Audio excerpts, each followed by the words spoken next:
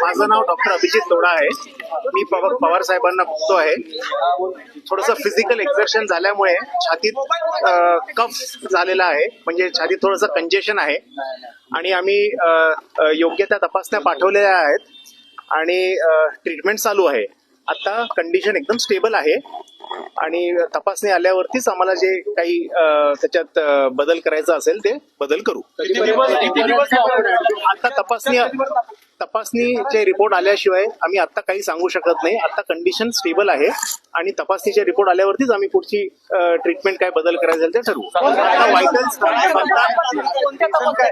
थोडंसं मी सांगितलं physical exertion असल्यामुळे थोडंसं कंजेशन झालेलं आहे आणि आता सगळे व्हायटल पॅरामीटर्स सगळे स्टेबल आहेत. काळजी करण्यासारखं काय आता तरी काही नाही.